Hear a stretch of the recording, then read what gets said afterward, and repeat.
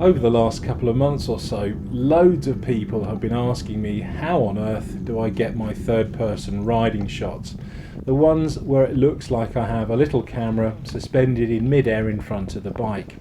They've speculated, do I use a drone or possibly follow somebody in a car or maybe even follow another cyclist.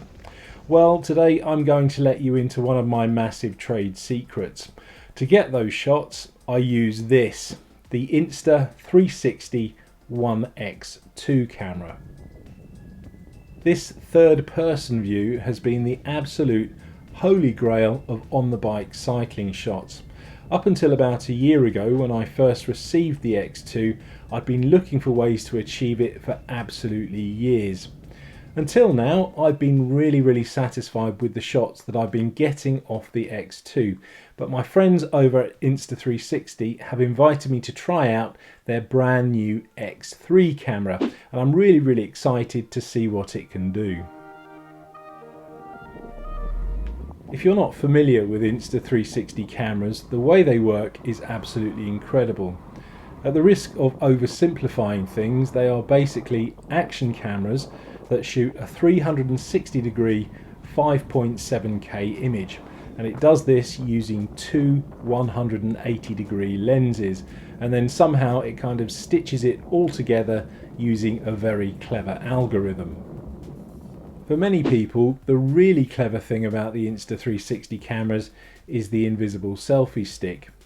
You can stick the camera on it, film something, and then when you watch the footage back, the selfie stick has magically been removed and it looks like the camera's floating in mid-air.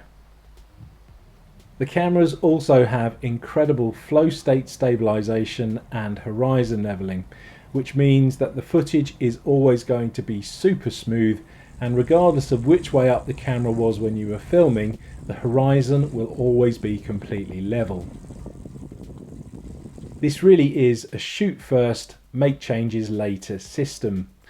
Once you've shot your footage, you'll need to import it into the Insta360 app, which runs on a smartphone or a desktop. And once it's in there, you can make all kinds of changes. So you can reframe it, you can change the field of view, or you can even add dynamic movements such as pans and tilts. And when you're happy with everything, you simply export it as a regular clip, which can then be re-imported into your regular edit software package.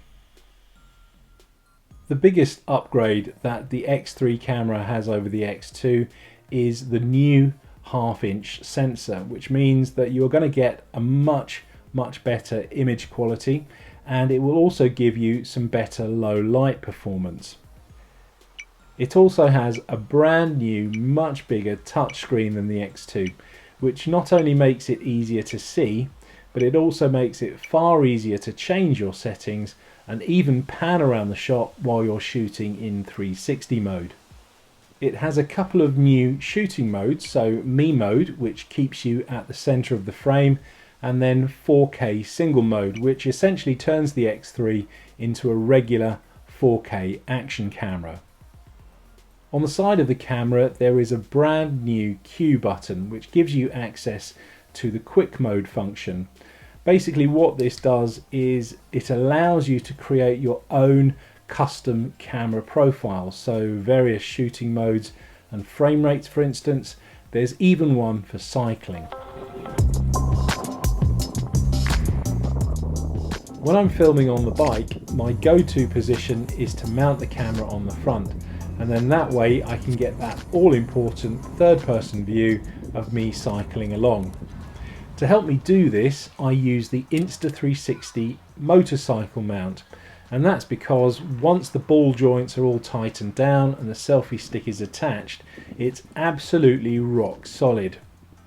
The X3 has a 1/4 screw thread on the bottom, which means it's super compatible with all kinds of other mounts and tripods. If I want a slightly different viewpoint, I'll sometimes take the selfie stick off the motorcycle mount and hand hold it.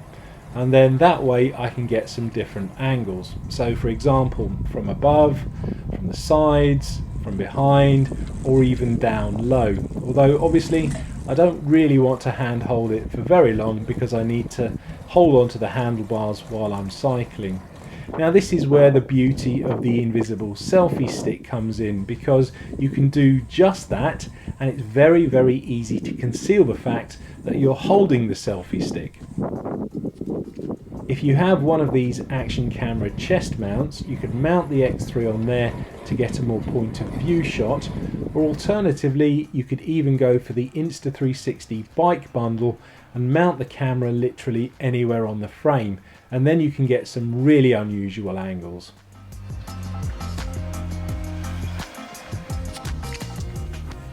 If you watch any of my ride vlogs, you'll know that I like to do these passing shots, and using the X3 is going to make getting them so much easier, because all I need to do is set the camera up and then ride past it. It doesn't matter if I haven't framed it correctly, because I can change all of that later using the Insta360 app. I can even add things like camera pans if I so choose.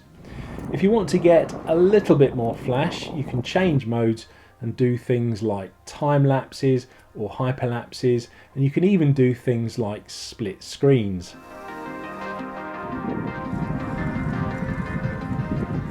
Although the X3 is going to be amazing at getting some really good B-roll shots, I think for me personally, I probably won't do the pieces to camera.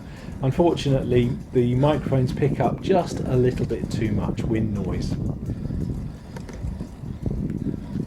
In addition to shooting 360 video, as you can imagine, the X3 has a couple of other shooting modes.